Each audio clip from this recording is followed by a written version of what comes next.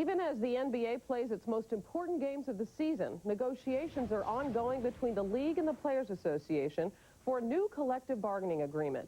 The current contract expires June 30th, and if a new agreement is not in place by then, a lockout or possibly a moratorium on league business could begin. We start with a look at the economics of the NBA. Record network television contracts go into effect next season. Attendance and arena revenues continue to grow. Players' average salaries have increased from $500,000 10 years ago to $1.275 million 5 years ago, and now the average salary for the league's 400 players is $2.5 million. Against this seeming backdrop of prosperity, the threat of a July 1st lockout looms as a real possibility. Why? In 1995, the Players Union and the league agreed to a 6-year collective bargaining agreement. That deal gave the owners an option to reopen the agreement if the players' total salaries and benefits grew to more than 51.8% of the league's basketball-related income. This season, salaries grew to more than 57%, a difference of $95 million. The owners want to control labor costs. In effect, create a hard ceiling or cap on the percentage of revenues that is paid to the players. The current collective bargaining agreement has a salary cap, but it includes the Larry Bird exception, which allows teams to pay their own free agents any sum of money regardless of the cap. For example, Michael Jordan and his $33 million one-year contract. The current agreement also includes a rookie salary scale that restricts a player's earnings his first 3 years in the league. But rather than control players' salaries, the system has led to record contracts, including the $126 million deal to the Timberwolves' Kevin Garnett. Peter Vesey examines the issues. I'm financially set for probably till lifetime. I don't know if I should get Kevin Garnett's money, but I know I should be somewhere up there. You have to make as much money as you can while you can. I just want fair market value for my services, just like you do. You don't want, one or two players making great money, everybody else at the minimum. We're paying out $1 billion in salary to something like 400 or so players. That's about $2.5 million a player. There ought to be a way, a rational way to figure out how to divide that amount of money and growing without having to do serious damage to the business, and that's what we hope will happen at a collective bargaining. In 52 years, the league has never lost a regular season game to a lockout or a strike. Is that a consecutive streak that you're going to keep intact no matter what? The economic issues here are important enough now that much as we prize that streak, I don't think that's going to be the determining factor. I think if you lock the players out, you risk losing the fans for the next 4 or 5 years and creating Major League Baseball. This is about reducing labor costs and getting a higher profit for the owners. Well, it's not about reducing labor costs, because I think under any proposal we would make labor costs, player salaries, will continue to grow. What it's about is trying to get the growth in player salaries more in line with the growth and anticipated future growth in revenues. I mean, we're not going to be talking about the players taking pay cuts in the aggregate. I mean, that's not going to happen. I wouldn't think, though, that you would open something up and actually not ask for givebacks, though. I suppose we are looking for givebacks in terms of the system, because the system that's been created, we think, has worked too well for the players economically the last several years and not well at all for the owners. I think some of the onus has got to be on the owners to exercise better judgment in deciding who to pay. What makes you believe that a new system, same people creating it, is going to work this time? Well, hopefully we can be a little smarter this time. Do you have more answers this time? Well, I think we just feel that there are certain types of restrictions or certain new arrangements, adjustments, whatever you want to call them, that have to be put in place. In the NFL, they have a hard cap system, which may not be perfect looking at it from a distance, but does seem to work much better than the current NBA system. Now, we're not wedded to an NFL-type hard cap system, but we need something that's going to work a little more effectively than what we have now. The key exception that I imagine you're trying to eliminate, or at least amend in some way, is the Larry Bird exception.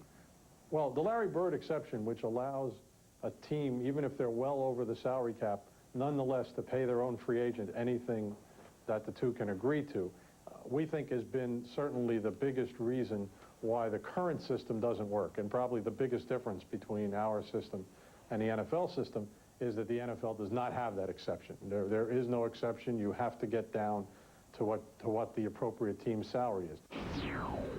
I think we all have a vested interest in making sure that the teams are profitable, but I don't believe that the players will ever ascribe to a hard salary cap. We as players, we're not going to go for a hard cap because it'll be too restrictive. The free agent, in any way, shape, or form? Shape or form. It'd be too restrictive. Peter, we wouldn't be able to move. There would be no movement.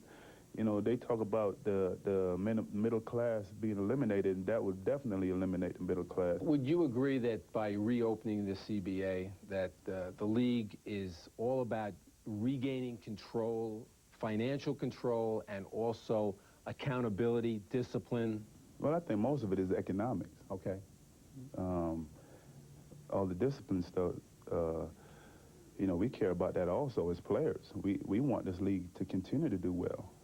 We want it to last so that the new people that's coming in have something, you know, have a game to play. We're in the entertainment business, and the public does not want to hear about lawsuits, and they don't want to hear about people strangling their coaches. They want to watch guys play. There are other issues. Once you go into collective bargaining, everything's on the table, and there'll be a lot of things that will be discussed, but there's no question that the real issue here was economics. I'm sure fans are sitting listening to this or reading about collective bargaining between the union and the league, $1 billion business, and they're saying, you got to be kidding. In the end, when this new CBA is signed, how is it going to affect us? How are we going to profit from this? What do we gain? Are season tickets coming down? Well, I don't think season tickets will come down as a result of collective bargaining. We'd like to think that if we can get a more sensible economic system, that perhaps season tickets won't have to keep rising. Seems to me another thing that you're looking to amend radically is the rookie pay scale. The owners are paying out this year about $1 billion in salaries. And there has to be some system for deciding whether it goes to the older guys, the younger guys, the guys in the middle. Everybody can't get everything they want, even out of $1 billion, it turns out. Now joining us live from Oakland is Billy Hunter, the executive director of the Players Association. Billy, we're talking about the fans first here. Why should the fans care about owners and the union trying to divvy up $1 billion business? The players are making 2.5 average. Why should they have any empathy? Well, first of all, the players, while they may make 2.5 average, you got to keep in mind, Peter, you and I both know that 2.5 is actually generated.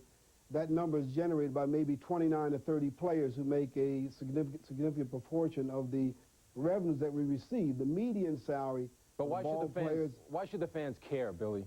Well, I would think that the fans should care, one, because they don't want to see the game stop. Two, they want to ensure that there's no greater increase in the cost per fan for them to attend and to enjoy basketball as any other professional sport. We know why the league has opted out of this contract, because the players are getting a bigger percentage of the basketball-related revenue. What's your biggest concern here, Billy? What will you positively not give up, and what must you absolutely have in this negotiation? Well, Peter, I'm not going to say that there's anything that we won't positively do. You know, what we're hoping is that the owners will make an offer to us, an offer that we feel doesn't require us to take a step back. We obviously, at this position, at this juncture rather, are not inclined to agree to a hard cap or the elimination of Bird. In the top of your program, they talked about stars being paid X sums of money. The reality is that the stars are the ones who bring the people in the arenas.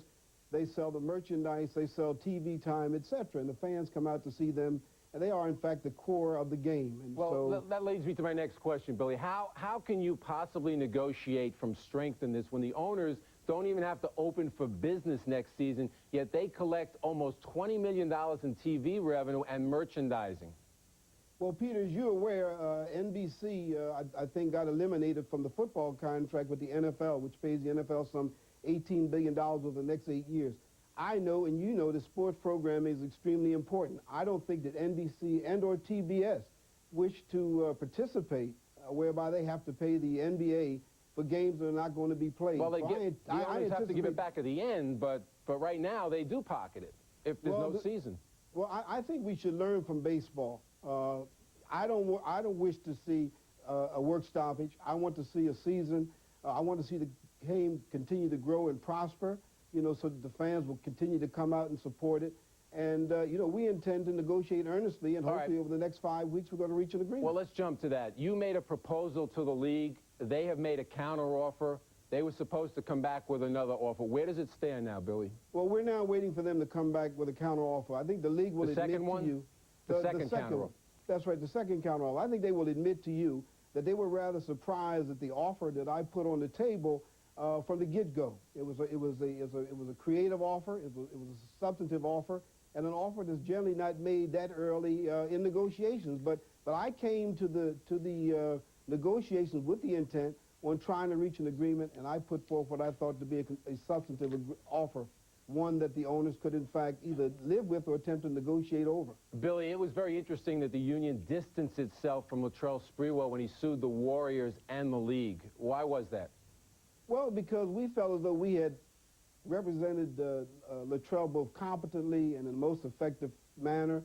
We felt that we not only protected Latrell's rights, but we also protected the rights of the other 410 ball players that constitute our membership. And so, you know, while we were not in support of and did not condone the action brought by Latrell, we do respect his right to, I guess in this instance, to what he considers represent his own best interest. All right, thanks, Billy. As a basketball fan, I'd just like to wish both sides a world of wisdom in these negotiations. Well, Peter, I can assure you that I will exercise all the prudence and wisdom possible.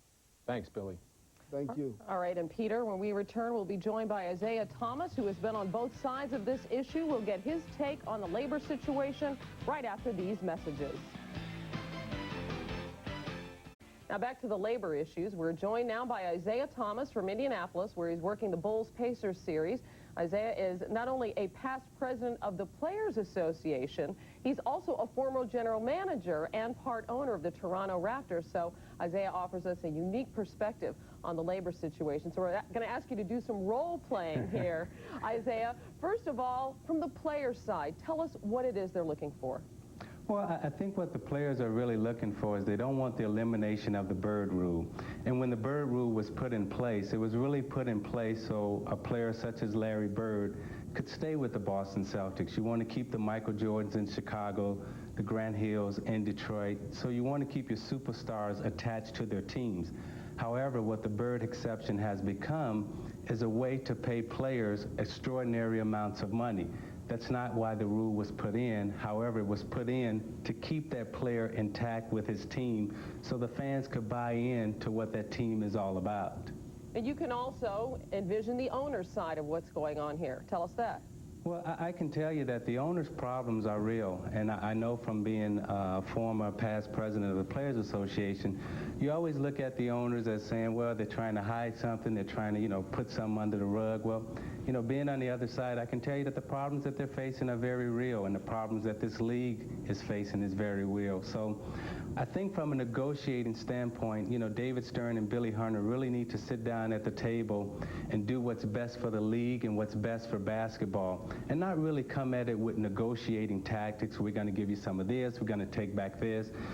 You know, when we put all this together, we formed a partnership with the owners, NBC, TNT, and everyone else to bring sports and basketball to the highest level to our fans.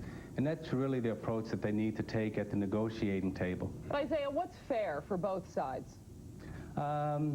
I think what's fair for both sides, I think you have a very workable agreement, but what we have to keep in mind is that, you know, basketball is changing, the sports world is changing, it's become very corporate now, And the corporate dollars that are coming into basketball, you have to entertain what's good for the corporations now. It used to be that you had to entertain what's good for the individual owners.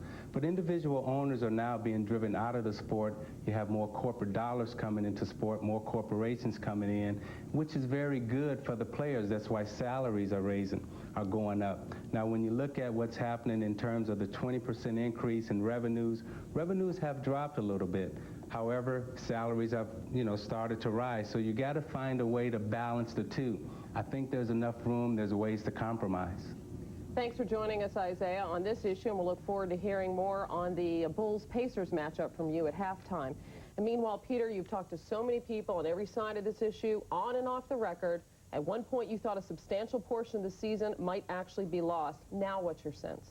Well, I don't think they're going to miss a beat. I really don't. And listening to everybody, I think that if certain things happen, I think both sides understand they're not going to mess with the bird exception. There isn't going to be a hard cap if they're realistic. If they're not, then there will be a long lockout. But the key is they have to create player movement by giving back teams exceptions, slots that they took away from them before. If there's an injured player, if a player leaves because of free agency, if a player leaves because of retirement. And in return, the union has to you've got to give them a longer rookie pay scale. It's now 3 years. I think they have to give up 4, maybe even 5, and then give a right of first refusal to the team. I think that would solve it for everybody. It's really clear from hearing from everybody, nobody wants to see games lost. Nobody wants to see any of the burgeoning popularity of this sport. You don't want to lose those fans that Michael Jordan gained for everybody. Absolutely. You don't want to go backwards. And time now to switch gears to the game on the court, Game 4 of the Western Conference Finals, as the Lakers try to stay alive and avoid a sweep at the hands of the Utah Jazz. We'll see you at halftime. The NBA playoffs on NBC continue after these messages from your local station.